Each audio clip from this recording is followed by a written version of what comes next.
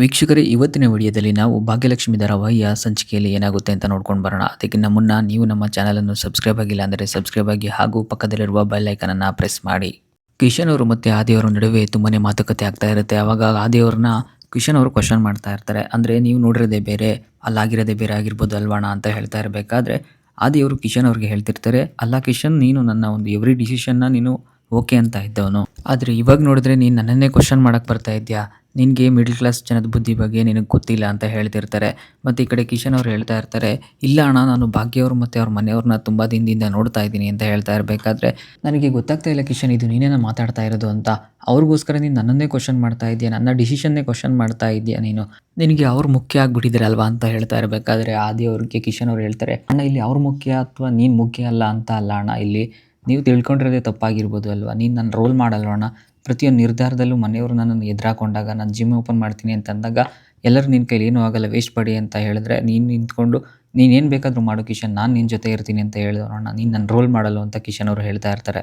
ಅವಾಗ ಆದಿಯವರು ಹೇಳ್ತಾರೆ, ಅದಕ್ಕೆ ಕಿಶನ್ ನಾನು ಬೇಡ ಈ ಮದುವೆ ಅಂತ ಹೇಳ್ತಾ ಇರೋದು ಅಂತ ಹೇಳಿದಾಗ ಕಿಶನ್ ಅವ್ರು ಹೇಳ್ತಾರೆ, ಇಲ್ಲ ಅಣ್ಣ, ಅವ್ರ ಮನೆಯವ್ರು ಆ ಥರದವ್ರಲ್ಲ ಅಂತ ಹೇಳ್ಬಿಟ್ಟು, ಅವ್ರಿಗೆ ನಾನು ಕಾಮತ್ ಅವ್ರ ಮಗ ಅಂತ ಇತ್ತೀಚೆಗೆ ಗೊತ್ತಾಗಿರೋದು, ಅದಕ್ಕೂ ಮುಂಚೆನೇ ಅವ್ರು ಬಂದು ನಮ್ಮಿಬ್ಬರು ಜೋಡಿ ಚೆನ್ನಾಗಿದೆ ಅಂತ ಹೇಳಿ ಪೂಜಾ ಅವ್ರ ಅತ್ತೆನೇ ಹೇಳಿರೋದು ಅಂತ ಹೇಳ್ತಾ ಇರಬೇಕಾದ್ರೆ ಆದಿಯವ್ರು ಹೇಳ್ತಾರೆ, ನೀನು ನನ್ನನ್ನು ಫೂಲ್ ಅಂತ ಅಂದ್ಕೊಂಡಿದ್ಯಾ, ಮಿಡಲ್ ಕ್ಲಾಸ್ ಜನದ ಬಗ್ಗೆ ನನಗೆ ಚೆನ್ನಾಗಿ ಗೊತ್ತು, ಅವ್ರಿಗೆ ಗೊತ್ತಿರುತ್ತೆ ಹುಡುಗನ ನೋಡಿದ ತಕ್ಷಣ ನಿಮ್ಮ ಹತ್ರ ದುಡ್ಡು ಇದೆಯೋ ಇಲ್ವಾ ಅಂತ, ನಿನ್ನ ಹತ್ರ ತಲೆ ಕೆಡಿಸ್ಬೇಡ, ಈ ಮದುವೆ ನಡೆಯಲ್ಲ ಅಂದರೆ ನಡೆಯಲ್ಲ ಅಂತ ಹೇಳಿಬಿಡ್ತಾರೆ.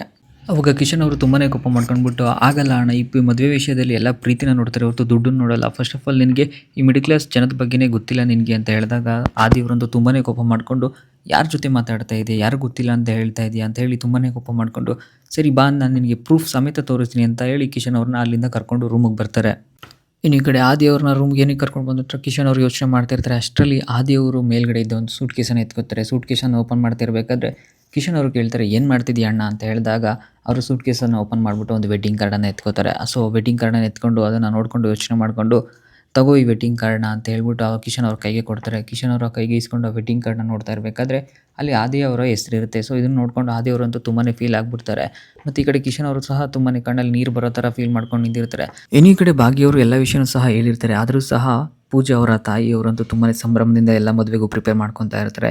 ಇನ್ನು ಈ ಕಡೆ ಪೂಜಾ ಅವರಂತೂ ತುಂಬಾ ಖುಷಿ ಪಡ್ತಾ ಇರ್ತಾರೆ, ಮದುವೆ ಕನ್ನೆಗೂ ಒಪ್ಕೊಂಡ್ರಲ್ಲ ಎಲ್ಲರೂ ಅಂತ ಹೇಳಿ ತುಂಬಾ ತಯಾರಿನ ಮಾಡ್ಕೋತಾ ಇರ್ತಾರೆ.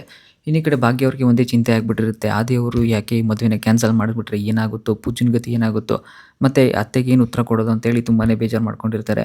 ಇನ್ನು ಈ ಕಡೆ ತಾಂಡವ್ ಮತ್ತು ಶ್ರೇಷ್ಠ ಅವ್ರದ್ದೊಂದು ಕಡೆ, ಆದರೆ ತಾಂಡವ್ ಅವ್ರ ಕೆಲಸನ ಬಿಟ್ಬಿಟ್ಟು ಮನೆಗೆ ಹೋಗಿರ್ತಾರೆ. ಇನ್ನು ಈ ಕಡೆ ಶ್ರೇಷ್ಠ ಅವರಂತೂ ತುಂಬಾ ಕೋಪ ಮಾಡ್ಕೊಂಡು ಯೋಚನೆ ಮಾಡ್ತಾ ಇರ್ತಾರೆ, ಇವ್ನು ಬೇರೆ ಕೆಲಸ ಬಿಟ್ಬಿಟ್ಟ, ನಾನು ಇವನು ನಂಬ್ಕೊಂಡು ಮದುವೆ ಆಗಿದ್ದೀನಿ, ಮುಂದೆ ನನ್ನ ಗತಿ ಏನಪ್ಪ ಅಂತ ಶ್ರೇಷ್ಠ ಅವರು ಇದು ಮಾಡ್ತಾ ಇರ್ತಾರೆ. ನಾನು ಸಹ ಒಪ್ಪತ್ತೂಟಕ್ಕೂ ಕಷ್ಟಪಡೋ ಪರಿಸ್ಥಿತಿ ಬಂದರೂ ಬರ್ಬೋದು, ನಾನು ಹೇಗಾದರೂ ಮಾಡಿ ತಾಂಡವನ ಕನ್ವೆ ಮಾಡಿ ಬಾಸ್ನ ರಿಕ್ವೆಸ್ಟ್ ಮಾಡಿ ತಾಂಡವನ ಕೆಲಸಕ್ಕೆ ಸೇರಿಸ್ಕೊಳ್ಳೇಬೇಕು, ನಾವು ಚೆನ್ನಾಗಿ ಅರ್ನ್ ಮಾಡಬೇಕು, ಚೆನ್ನಾಗಿ ಬದುಕಬೇಕು ಅಂತ ಹೇಳ್ಬಿಟ್ಟು ಶ್ರೇಷ್ಠ ಅವರಂತೂ ತುಂಬಾ ಚೆನ್ನಾಗಿ ಕನಸು ಕಾಣ್ತಾ ಇರ್ತಾರೆ. ಇನ್ನು ಈ ಕಡೆ ಭಾಗ್ಯವರು ಕುಸುಮ ಅವ್ರ ಜೊತೆ ಹೇಳ್ತಾ ಇರ್ತಾರೆ, ಅಲ್ಲ ಅತ್ತೆ, ನಾವು ಅಷ್ಟೊಂದು ರಿಕ್ವೆಸ್ಟ್ ಮಾಡ್ಕೊಂಡು ಅವ್ರಿಗೆ ಕೆಲಸನ ಕೊಡಿಸಿದ್ದೀವಿ, ಇವರು ಭಿಕ್ಷೆ ಅಂತ ಅಂದ್ಕೊಂಡು ಏನೇನೋ ಹೇಳ್ಕೊಂಡು ಕೆಲಸನ ಬಿಟ್ಬಿಟ್ಟು ಬಂದಿದ್ದಾರಲ್ಲ, ಮುಂದೆ ಏನು ಗತಿ ಅಂತ ಹೇಳ್ತಾ ಇರ್ತಾರೆ. ಸೊ ಅವಾಗ ಕುಸುಮ ಅವ್ರು ಹೇಳ್ತಾ ಇರ್ತಾರೆ, ಅವ್ರ ಕತೆ ನಮಗೆ ಬೇಡ, ಅವ್ರು ಏನಾದರೂ ಮಾಡ್ಕೊಂಡು ಹಾಳಾಗೋಗ್ಲಿ ಅಂತ ಹೇಳಿ ಕುಸುಮ ಅವರು ಹೇಳ್ತಾ ಇರ್ತಾರೆ. ಭಾಗ್ಯ ಅವರು ಇದನ್ನೆಲ್ಲ ಕೇಳಿಸ್ಕೊಂಡು ತುಂಬಾ ಕೋಪ ಮಾಡ್ಕೊಂಡಿರ್ತಾರೆ. ಸೊ ಈ ಕಡೆ ಭಾಗ್ಯ ಅವ್ರಿಗೆ ಒಂದು ಮದುವೆ ಟೆನ್ಷನ್, ಈ ಕಡೆ ತಾಂಡವ್ ಅವ್ರು ಕೆಲಸ ಬಿಟ್ಟಿರೋ ಟೆನ್ಷನ್, ಎರಡನ್ನೂ ಸಹ ಇಟ್ಕೊಂಡು ತುಂಬಾ ಕೋಪ ಮಾಡ್ಕೊಂಡಿರ್ತಾರೆ. ಆದರೆ ಭಾಗ್ಯ ಅವ್ರಿಗೆ ಕಾಮತ್ ಅವ್ರು ಕೊಟ್ಟರೆ ಮಾತು ಮೇಲೆ ನಂಬಿಕೆ ಇರುತ್ತೆ. ಸೊ ಅದರಿಂದ ಸ್ವಲ್ಪ ರಿಲ್ಯಾಕ್ಸ್ ಆಗಿರ್ತಾರೆ. ಕಾಮತ್ ಅವ್ರು ಈ ಮದುವೆನ ನಡೆಸ್ತೀನಿ ಅಂತ ಹೇಳಿರ್ತಾರೆ. ಮತ್ತು ಅದನ್ನು ಒಪ್ಪಿಸ್ತೀನಿ ಅಂತಲೂ ಸಹ ಹೇಳಿ ಮಾತನ್ನು ಕೊಟ್ಟಿರ್ತಾರೆ.